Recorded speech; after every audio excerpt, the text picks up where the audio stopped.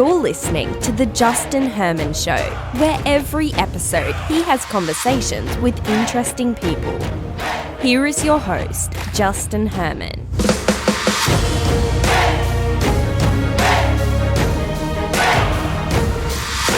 Hey everyone, thanks for checking out another episode of The Justin Herman Show. And I'm joined this week by Charlie Kirk.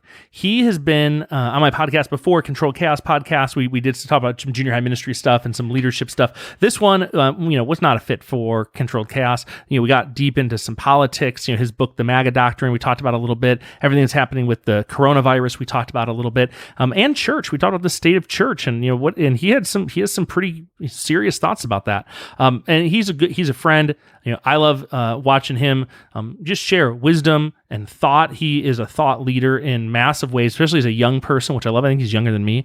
Videos on Facebook and YouTube with many hits, many views. Some of those from my wife and I, and he's just an all-around good guy. He's humble. He gives credit to other people. He's gracious and grateful for the blessings he has in his life. And he's a follower of Jesus. He's a Christian, and I absolutely love that. But he's strong convictions, strong thoughts, and he's bold. And those are all things that I just connect with. I really love his new book, MAGA Doctrine. I have a copy myself, and we didn't get into deep detail. We only had about 20 minutes. He was moving around, but just super grateful for some time with him. So sit back, relax, listen to a quick little conversation. You might not agree with every single point in there. You might not agree with every point I make, every point he makes. But if you're looking to listen to something you just agree with, then I don't know, maybe this isn't for you.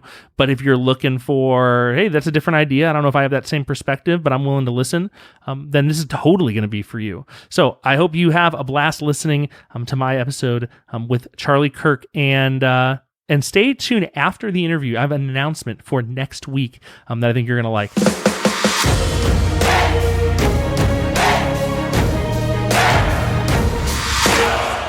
Charlie, how's it going, my friend?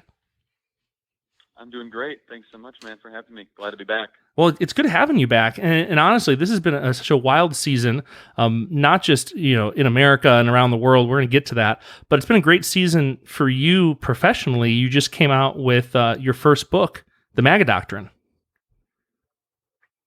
Yeah, and it's done amazingly well. We made the New York Times bestseller list, which is a goal of every author, so praise God.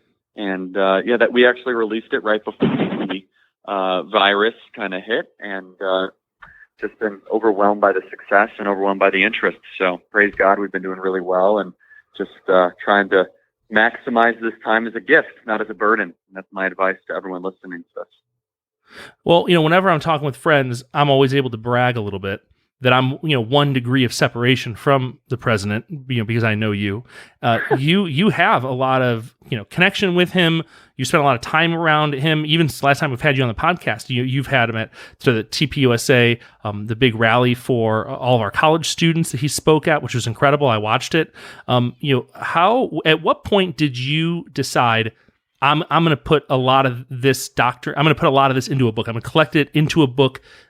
When did that hit you that you were going to do it?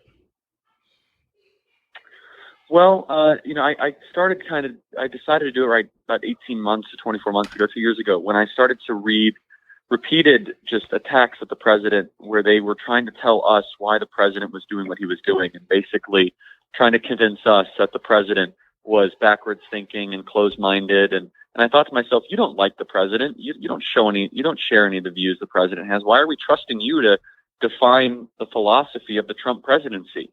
Albeit it can be difficult for some people to see it at times, but I felt that somebody needed to do that, especially someone who would treat it fairly and had the access to the president and a relationship with the president, and someone who was willing to tell it like it is. And so that's why I wrote the MAGA Doctrine, and people have really found it to be highly instructive.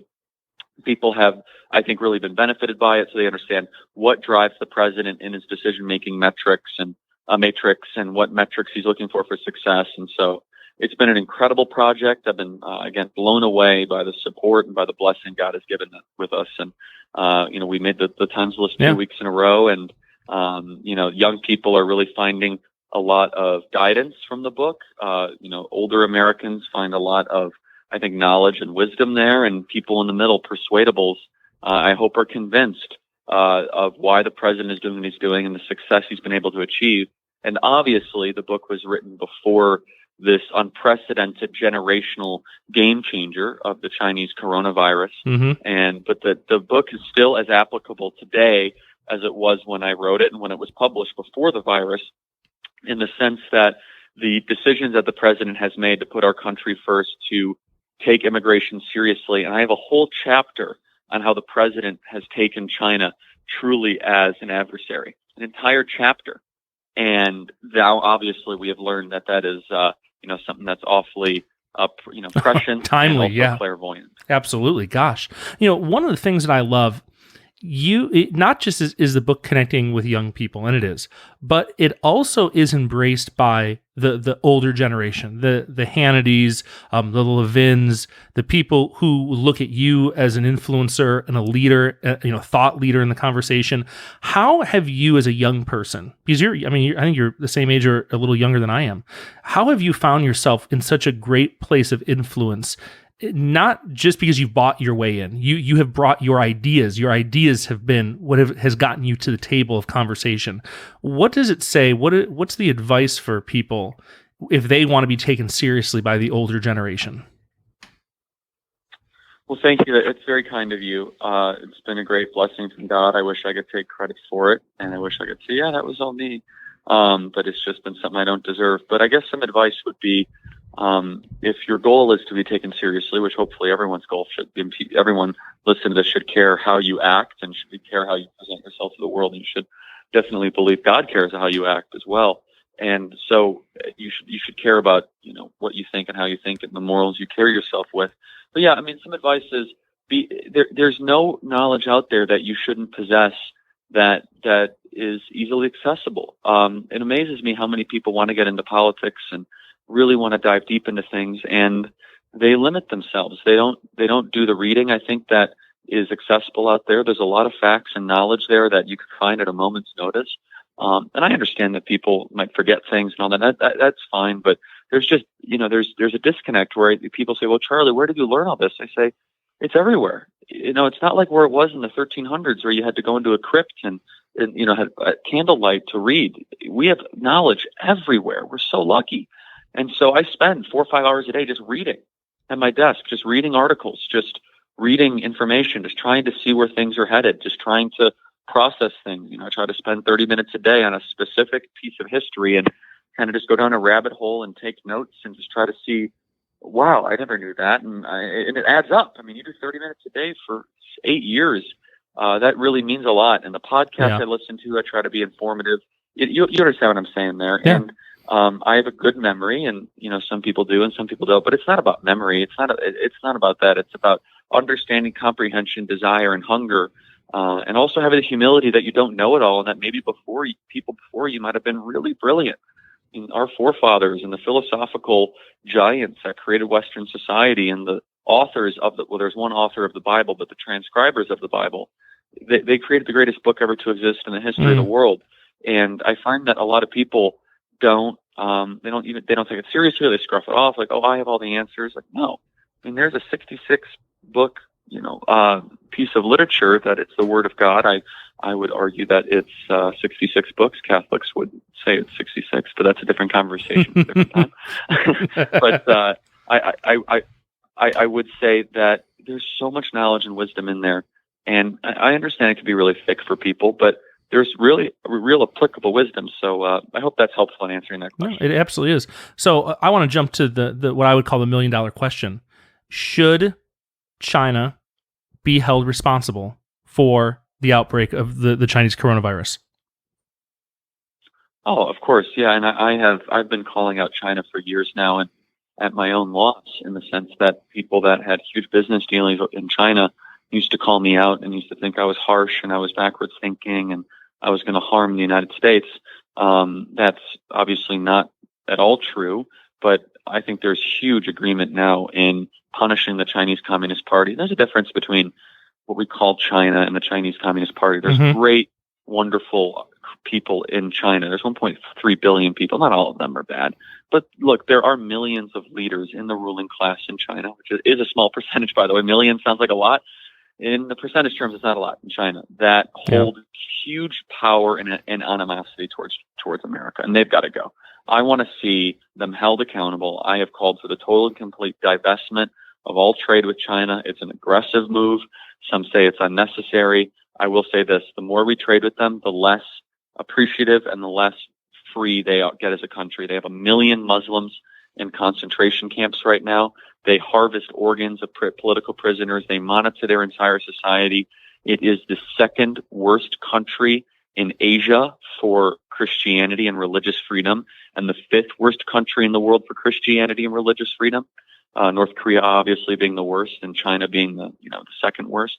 So if we're going to be serious about the spreading of American values and the gospel and what we and Christians care about, China is our enemy. There's no two ways about it. And the Chinese Communist Party is our enemy, who are the current occupants of China that has a rich history. And I think that we need to hold them accountable. We need to punish them. That's a heavy word, but it's one that I completely and totally support. And that I think that we as a country have allowed China at our expense to get far too rich and to do some real, damage to the fabric and the soul of our country.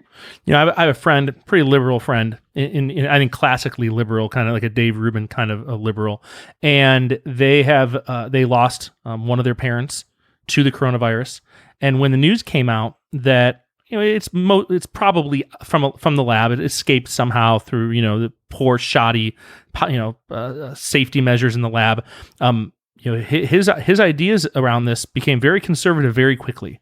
What do you think this is sending to, because we're in an election year, what message do you think this whole situation is sending to the undecideds who are, looking at this? They're maybe losing their job. Maybe they have friends who've lost their jobs, their life savings. They see their retirement going in the tank. What impact do you think this is having for those persuadables who haven't made up their mind yet for the next election? What impact is this having on them? What do you foresee? What do you forecast? Yeah, I hope that young undecideds open their eyes. I mean, you have Joe Biden, who is an unbelievably corrupt politician. He's probably the most corrupt vice president in American history, with his son, a very corrupt father-son duo that sold our country out to the Chinese Communist Party and many other international business dealings. And so, I hope people wake up and they realize that there really isn't much of a choice right now between President Trump and Joe Biden. Look, President Trump rebuilt America, and now he's going to have to do it again, and he will. And so I hope some undecideds out there and people that think that we have to continually appease, the Chinese Communist Party, I hope they vastly reconsider that, because they're wrong. These are tyrants. Why would you want tyrants to get richer? And I guess some classically liberal people out there, they say, well, trade is how we make things better, and the more we trade with them, the more they're going to embrace their values. Some countries, that's true. Yeah, I mean, some Eastern Bloc countries, the more we trade with them, like Poland, it's true, they've moved away from communism. But it turns out that is not an applicable theory to every single country, because it is not true with the Chinese Communist Party. The more we have traded with them, the more aggressive and the more hostile they have gotten to America. They've come to America. They send spies into our country. They do disinformation campaigns. They lie. They cheat. They steal. And so if it's really true that, that's the case, why is it China's acting that way? And so I think it's time for a total calibration and a total change in the way that we go about dealing with the Chinese Communist Party. I know you're obviously dialed in with universities around the country. I don't know, have you ever had conversations with the president about the state of our college campuses and the censorship for conservative ideas, or really any ideas that are outside the mainstream? Have you guys ever had those kinds of conversations?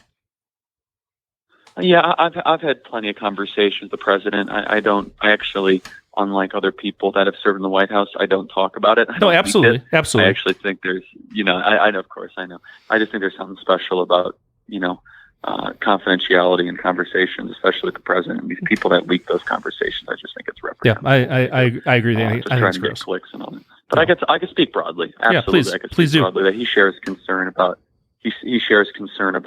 what's happening on our college campus. He signed an executive order around. He's done a phenomenal job, turning our country around, and now is doing a great job of weathering the storm. I think that we have a lot to be thankful for, and he's a phenomenal listener. He's very engaging. He's quite magnanimous.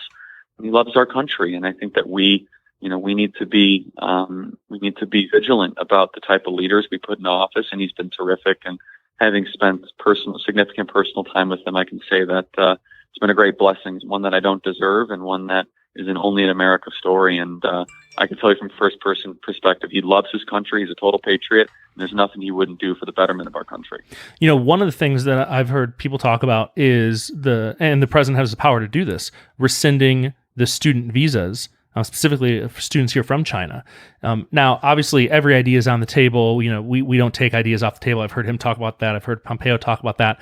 Do you think that should be an idea that's closer to the front of the table as far as a reaction to this, or just an idea to keep on the table? Don't know if you're going to use it or not. What do you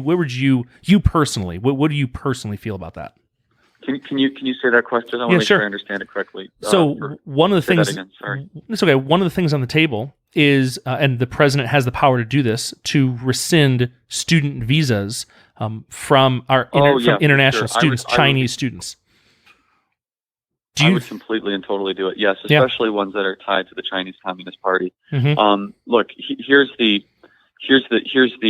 uncomfortable truth about the student visas. Is that a lot of international students artificially bring up the price of tuition for our own students. So let me walk you through this. Most international students pay in full. They get no discounts, they get no scholarships, they get no in-state credits, and they're usually state-sponsored from China. So the Chinese Communist Party and their entire ruling class will pay for their kids to go to, let's say, a state school, a respectable state school like University of Texas Austin or Michigan, right? They'll pay the full price of tuition. And so what does that do? That the university will keep on raising that price of tuition if someone is willing to continue to pay it in full. And now for our students, they just have to borrow money and go in debt. So you can make the argument that it's actually a way to hedge against the rising price of tuition. Mm-hmm. But yeah, I also think, look, we have 18 out of 20 of the top research schools in the entire world. Why would we open up our beautiful doors of amazing research institutions? And look, I'm no fan of college campuses in general, but there is research work that happens at these campuses that is unbelievable. Why would we open up that asset so we could go train Chinese scientists to go lie to us? Why would we do that? And I understand for some of your listeners, this might be very harsh and aggressive, and some people say, oh, it's backwards thinking. Well, look, what's it going to take for us to recognize that they're basically at war with us? And people have called this event deadlier than 9/11, right? That's what people say. People have said it's destroyed more wealth than the financial crisis in 2008. Okay, well, is this what friends do? They lied about the virus. They said that it couldn't transmit human to human. For 6 days, they colluded with the World Health Organization to not tell the truth about the virus. They continually allowed people to leave China as they saw it spread throughout their country. They accused the United States military of planting the virus within China. I mentioned 1 million Muslims in concentration camps. They have the Belt and Road Initiative. Are these our friends? Absolutely not. They're not our friends, not our allies. This is an adversary. And so if the view of certain people is, well, America's nothing special, why not allow them to take us over? I don't hold that view. Mm-hmm. Then fine. That make your position clear. But if you want, in the year 2080, when your kids, right, are in leadership positions and are making very consequential decisions for the future of our republic, if you want America to be the dominant force for good, one of benevolence and one of charity and one of magnanimity and one of the Constitution, well, then you better get serious about China. You got to put them in their place, because they're about to take over the world in a way that would not be good for freedom, liberty, or the future of our country. God, you couldn't have said it better. I don't think very few people could say it better than you just said it. I think it's a perfect way to state it. As we're wrapping up, you were super generous with your time. I know you have a lot going on right now. Let's end with something a little lighter. Here in California, we cannot gather in church together. It is a huge deal to my wife, who loves going to church. She also loves all of your videos, Turning Point USA videos. She was sitting there watching one, and I was like, I know that voice. That's Charlie's voice. And I go over, and she's watching you, just have one of your kind of open dialogues with some students who had different ideas than you, which I love. But back to church, we're not able to meet here at church. My wife hates that. When do you think we're going to be able to meet together? And you're a large church guy, so am I. When do you think we're going to be able to meet together again? 3,000-4,000 people in an auditorium worshiping Jesus. When do you think that's going to happen? Oh, geez. I hope soon. I'm really dispirited the fact that we allowed this whole thing to take Easter away from us. Oh, and gosh, I just don't absolutely. like it. And I get there's reasons for it. I'm not saying it was not for any reason, but it really irritates me when on Easter Sunday you can go get weed and you can't go worship Jesus. It doesn't make any sense why you can go to a home improvement store with hundreds of people in there, but you couldn't have, I don't know, if they would have said churches can gather on Easter at 1/20th capacity, right? Yeah. Okay. 1/20th capacity. You know what most churches would have done if they would have been given that green light? And again, my critique is also at the churches. A lot of these pastors are just uncreative. They just wanted to kind of be on their live stream. I don't like it. I'm going to be honest with you. Maybe I'm contrarian or whatever. I don't think live stream resonates with our generation. Everything's on live stream. I believe in ecclesia. I believe you got to be around people like they did in Acts, the first Christians. Call me old school, but that's just me. Am I saying that people can't be saved through live stream? No, I'm not saying that. Am I saying it's all lost? Absolutely not. But I don't buy that this is the best thing ever to happen to Christianity. I just don't. I think that it shows how far they could push the limits of Christian gathering. I think there is something special when the Holy Spirit is together, and I do take the scriptures literally when it says, "When two or more are gathered, I am with you." And maybe that's true with virtual. Yeah. Maybe not, because all things are possible with God. But the fact that, but I think a lot of churches were just uncreative, and they just didn't. They could have done 10 people at a time in a church for a 24-hour church service, kind of like the International House of Prayer does. But a lot of churches just relented, and I didn't like that. And then there was my amazing hero, Rob McCoy from Calvary Chapel, not Chino Hills, Thousand Oaks. Yeah. Who did try to take a stand, and he was threatened with arrest, and he had people socially distant to come take communion, and the cops came after him, and he had to resign his city council seat because of that. And that was a disgrace. And so, I'm really upset with the trajectory of the violation of our religious liberties and freedoms. And we as Christians, I'm going to be honest with you, I am disappointed in the Christian community. We have not been creative enough. We have not taken this seriously enough, and we have not fought hard enough. There's churches and pastors that haven't. I actually don't support some of these pastors that kept gathering as is. I don't like that as much. Oh yeah, we're going to keep on doing everything as is. I mean, that I think disobeys wisdom that the Holy Spirit gives you, and that you can ask God for. However, what's to say that you couldn't just keep the church open 24/7 and only have 10 people at a time at these mega churches going right through there to have nonstop continuous worship? I mean, that would have been abiding by the guidelines, and it would have been really awesome, and people would have said, wow, that really speaks to me. And so that's my thoughts on that. I'm dispirited because I feel as if we've allowed the secular left to win. Marijuana shops and, alcohol stores and all these other things remained open. The church was closed, and we did very little to try to correct that. Your insights are always incredible. It is such a gift to have you on. Next time you're in California, once we go back to normal, not the new normal, I think the socialists would probably celebrate the actual normal where we get back together and worship and have a blast at church. Could you come down to Mariners Church sometime with me and my family? We'd love to have you, big mega church. And I don't know if you're familiar with Mariners Church, but that's where me and my wife go, and I think you'd love it there. You got it. I would love that. So God bless you, and thanks for having me on. I appreciate it. Anytime, my friend. Have a great day. I'll talk to you later. Well, hey, everyone. I hope you enjoyed that conversation with Charlie Kirk. Really good guy. Links are in the show notes for his book, MAGA Doctrine. Next week, really excited to have Dave Rubin on the podcast. I've been a fan and follower of Dave Rubin for a very long time, and we've been working and scheduling getting him on the podcast for a while. We're going to have the video version of that on YouTube, and obviously here on the podcast, you can listen to the audio version. We'll put links in the show notes so you can go watch it if you want. Really compelling guy, brand new book. Don't burn this book. You can order it now, which is great. And when you listen to it next week, you'll be able to then order it then. It'll be out next week, next Monday, when the episode also drops. So I don't want you to miss that and check that out. So hope you have a great week. I'm Justin. We'll talk to you later.